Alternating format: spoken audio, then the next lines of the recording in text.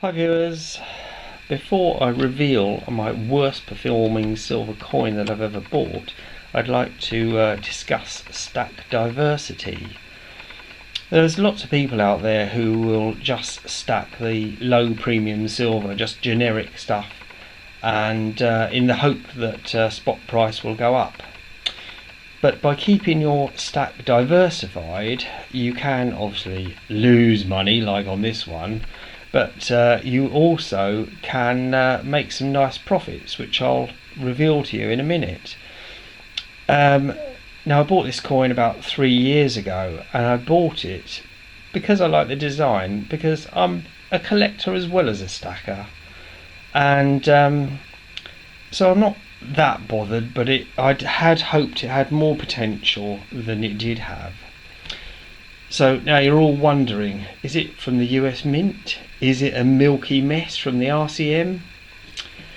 No, it's from the Royal Mint, the 2015 £50 coin, also known at the time as the Badonkadonk, because of Britannia twerking there.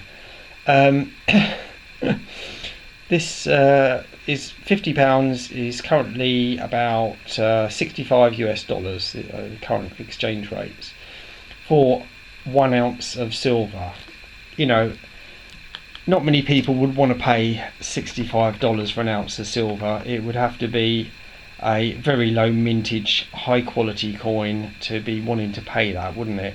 And I don't think these even had a limited mintage. I can't actually remember, but it was a great design, for sure.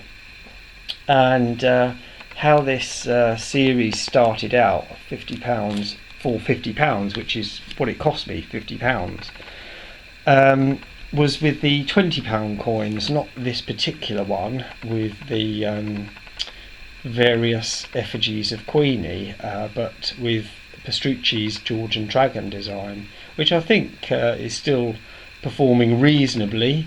These were half an ounce of silver, and the reason I hung on to this one is because, well, potentially in the next 10 years Queenie has surely got to pop her clogs, and that'll be the time to flip this. So I'll just sit on it until I hear that news flash. Now, I'm not even sure if the Royal Mint carried on with this 20 for 20 or 50 for 50 series. Oh, there was also 100 for 100. But I would like to just quickly go over why these coins lost their potential, because initially they were classified as legal tender, so the face value, £20 for these, this coin would always be worth £20. Well, basically what happened was some guy got a little bit clever and was buying hundreds of them on his credit card,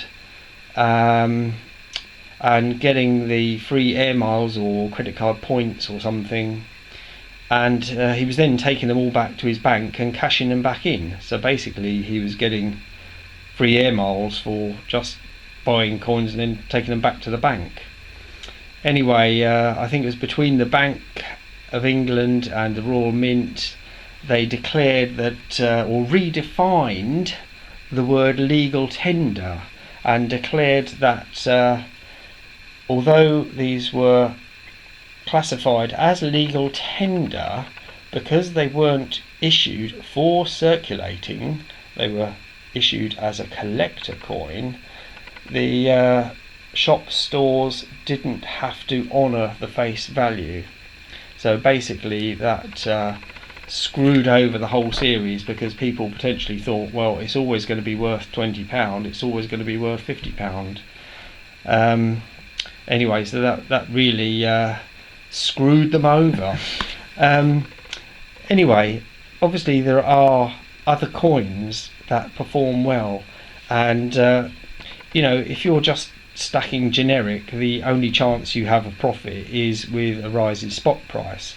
But if you keep your stack diversified and you know, keep a reasonable spread of things that you think have potential. I mean, I thought this one would hold its value at £50, but you know, my LCS has been buying them for just over melt, and on the secondary market they're not doing too great either.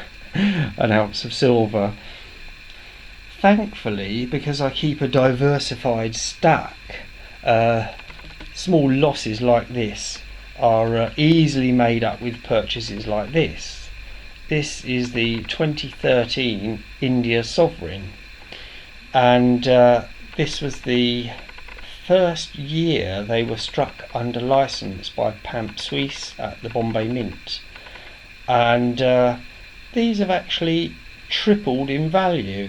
So thank you to my friend who tipped me off about picking some up. Unfortunately, at the time I didn't have available funds to buy more, but I believe he got about 18 of them. So he's done bloody well out of that.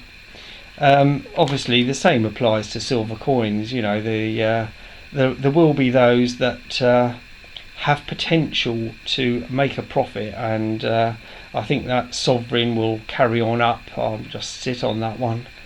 I don't think it's going to be dropping back down to melt value anytime soon. Anyway, keep stacking and keep diversified. Thanks for watching.